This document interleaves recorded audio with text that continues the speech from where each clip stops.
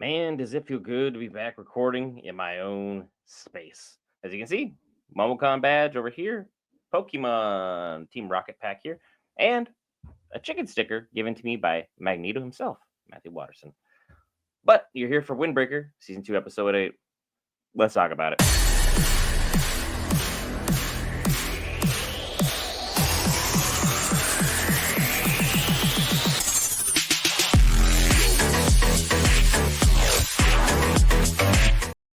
All right, guys, Brent here back with Geek Variants. Cover all things Marvel, DC, Lord of the Rings, anime, gaming, Star Wars, and more. And normally we're on time with all of our reviews, but as we're at MomoCon 2025, we were unable to recap everything on time because of all the different panels, all the people we're meeting, all that good stuff. So here is episode 8/21, Shared Frontlines of Windbreaker, which the first half of the episode, you're really not missing much, just to be respectful for your guys' time.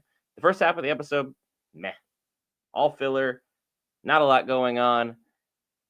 The second half of the episode, though, Chef's Kiss, it cooked, built up a lot of background information, gave us a lot of good stuff for moving forward with our storyline for the second season, and definitely a overall high quality episode as always. Because even their filler episodes for Windbreaker just seem to hit differently than most other animes really seem to be hitting.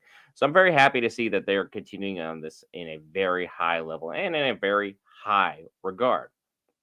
So let's break down why I liked this episode as much as I did. First of all, Kanji. Can we put some respect on that man's name? Finally, this dude is just built different. And by different, I mean he's basically the same as the head of Furin's guy. We literally have a one-for-one shot where they directly parallel the fact that Kanji has the same exact thing the leader Furin has. That drive, that determination. He wants to do things from a different perspective. And because he's able to reach the top, he's able to enforce whatever ideals he believes is essential for not only himself, but for those around him. And if you haven't noticed, strong people tend to flock to other strong people, usually the strongest, and then follow them in droves. And, Furin got completely rebuilt from the ground up, which is Kanji's been talking about at length. And as we saw at the ending of episode 3, there's an individual who looks like, I was gone for a little while. Time to cause a bunch of problems with everything going on. So, whatever happened with inferring, whatever kind of infighting kind of took place, we're going to see just how that played out shortly. But I have a feeling that everything involving what Kanji is referring to is the big thing involving Bofurine, because people were doing things a certain manner, kind of like the Robo Chiza. They have a very tough street cred, like heinously tough street cred. But for whatever reason, once you actually get to know the Robo Chiza and you're actually on their good side, things tend to be kind of working out for them. Not even gonna lie, because they handle business in a great manner. We're seeing a lot of different parallels from our main characters, even to the second in commands, and seeing how everything else is playing out throughout the fighting that we have going on here. Because we opened up this episode, we learned a lot more about Tsubaki and like how Tsubaki was able to kind of get themselves into the club. They wanted to dance and they really got hooked on pole dancing early on through watching videos on the internet and just kind of thought, you know what, I think this would be a fun thing to learn, a fun skill to apply. Where can I go ahead and do it? Found out there's no one anywhere close to Bofurine that can kind of do this thing. So at the same time, just kind of like went up, found a club owner, and next thing you know, started being like profusely begging to make this happen. The club owner eventually allows it to happen. What do you know? Subaki, big winner for the club. One of the biggest winners for the club, just outside of Shizuka, who was singing. They showed off in this episode, and truth be told, hey, it's great singing. It was very enjoyable.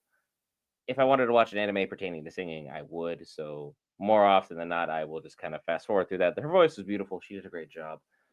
It's just not why I'm here. So that's, knock on me. But at the same time, if you enjoy that kind of stuff, this episode is delivering.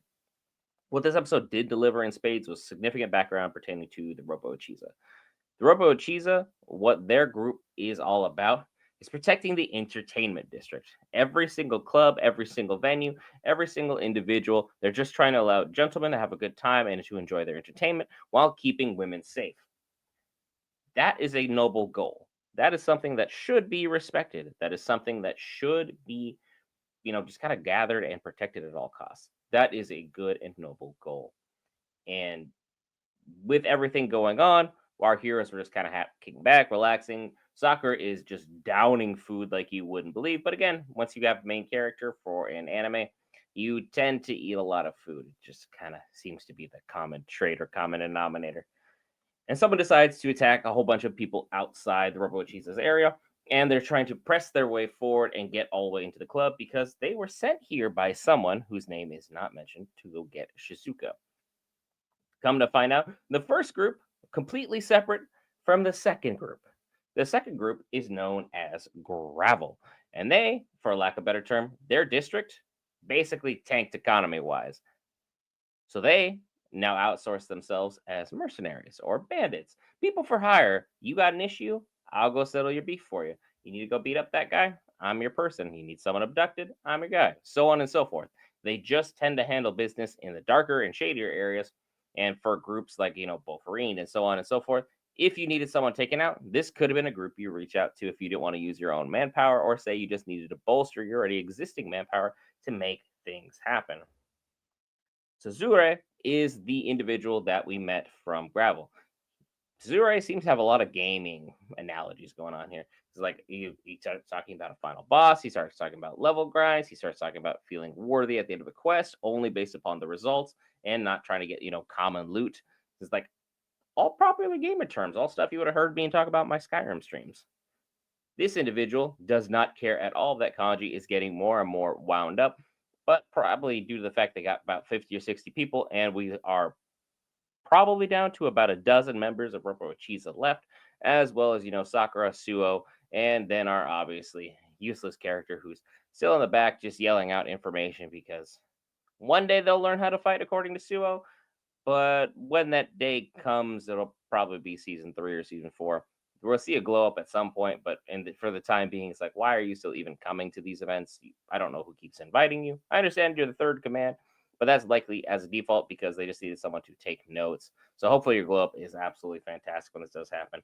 And it looks like next episode we're going to lean heavy into a fight to open up that episode. So I'm really excited to see ultimately how Kanji matches up because we saw him put in some work today, and the man's a problem.